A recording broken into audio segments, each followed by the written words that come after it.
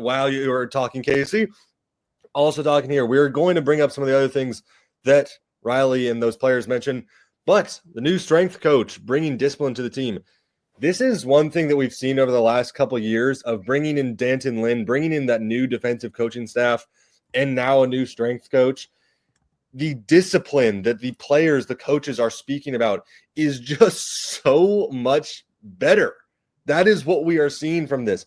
Because with the Alex Grinch, I mean, the quotes that we are getting out of practice right after Danton Lynn was hired versus when Alex Grinch was in charge, it was like, oh yeah, we're tackling in practice. What? How is that like the standard?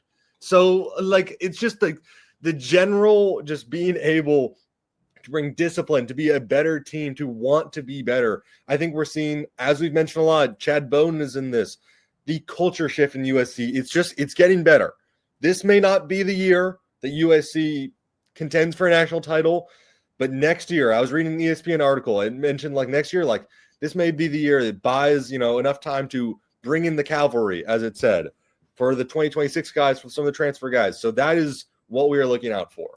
Yeah, and this is probably going to sound like a broken record, but USC is not in the Pac-12 anymore. And so by default, the strength, the conditioning, that all, has to meet a certain new level of a standard that USC needs to be at. And so I think by bringing in Trumain Carroll, a guy with plenty of experience, a team that, like you said, lacked a lot of discipline and probably saw the Pac-12 as, the Pac-12 never gets in the CFP, or, our expectations are here. We'll meet those expectations.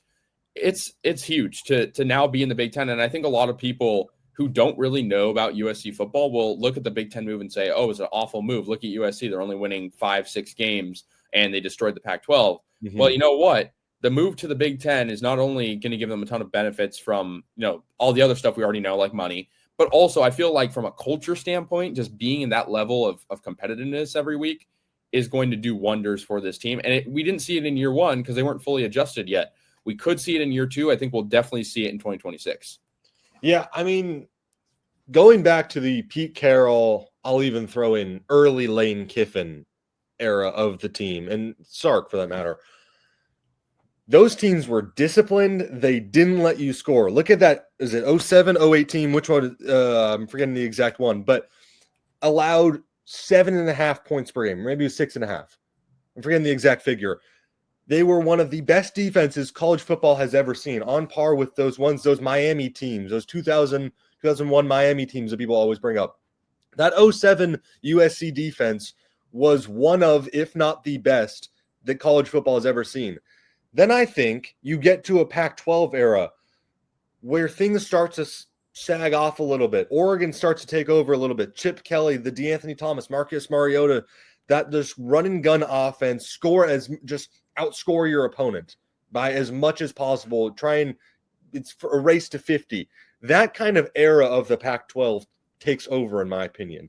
I think USC adjusts to that a little bit, but loses what they had at defense, what they had so well in the 2000s, which was first off, phenomenal offense, obviously, but also a suffocating defense.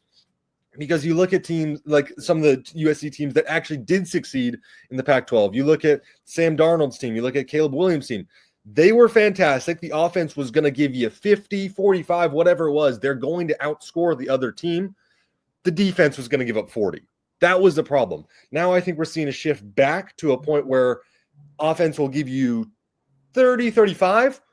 Defense is going to give up 20 to less. And we're inching down. It's a baby steps. But if you look at where the defense is scoring, I think they're allowing 31, I want to say, Alex Grinch's final year. They averaged 22, 20 last year, if I'm not mistaken. Yeah. That is astronomical. We get, obviously, extended Danton. We got to make sure he doesn't go anywhere. Because I think if USC has another great defensive year, he will be a prime head coaching candidate. But that's just kind of what I think. Just shifting from what USC was in the 2000s, 2010s, that little high power offensive phase in the Pac-12, back to now in the Big Ten, you have to shoot back to consistent offense and defense. Yeah, and I think I agree. And I think the biggest thing for the defense too is last year, the really big thing they struggled with is allowing that big play, like that one big breakthrough play to happen that, like, the Michigan game. Do you not agree?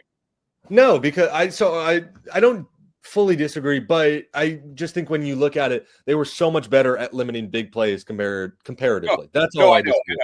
I agree with that. I'm just saying one defining play of, from an opposing offense, there were a few games that featured, like stuff like that. I don't, maybe Notre Dame is the exception because the 2 pick sixes, but there were plays where they were letting break loose. Kalel Mullings, versus Michigan, versus Washington. There were some late plays from Will Rogers that put Washington in prime position to score late and put the game out of reach. Like there were games where the defense was, by and large, I completely agree, by and large, way better than what we've seen. But I think that the big test is, okay, you're on the road at the Shoe, you're on the road at Michigan, you're at Autzen Stadium. Can you limit that one play that Oregon needs or Michigan needs to win the game?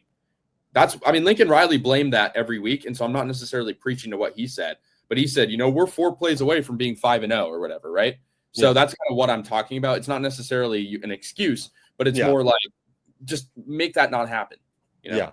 No, I do agree, because I hate that answer because it's such a cop-out. At the same time, it is true that they were realistically just a few plays away from 9 wins. So you can't fully disagree with him. I hate that answer because it's just an excuse for losing, which is stupid, and I hate that. Bad luck. Yeah. Yeah, exactly. It's stupid. Speaking more about just the whole discipline of the team, think about it last year. That was one of the best third down defenses in the country. It was most of the time I knew if it got to third down, they were probably going to get a stop. I mean, the exception is that I'll think Penn State, because Tyler Warren was just unguardable that game until the fourth quarter when they realized, I think Drew Allar's going to throw it to Tyler Warren. Yeah, guys, I could have told you that 3 quarters earlier. But it was one of the best third down defenses in the country. And I think they're just going to get even better. I think the defense, we've talked about this in length, but I think the defense is going to be the best part of the team. And I think they'll be one of the best in the Big Ten. And I don't think people are ready for that. Obviously, you lost a lot of guys, but especially that linebacker position, bring in some big guys. You bring in Keyshawn Silver, you bring in Ja Jarrett. I think it's going to be good. And also, DJ Harvey is the highest graded PFF cornerback in the Big Ten.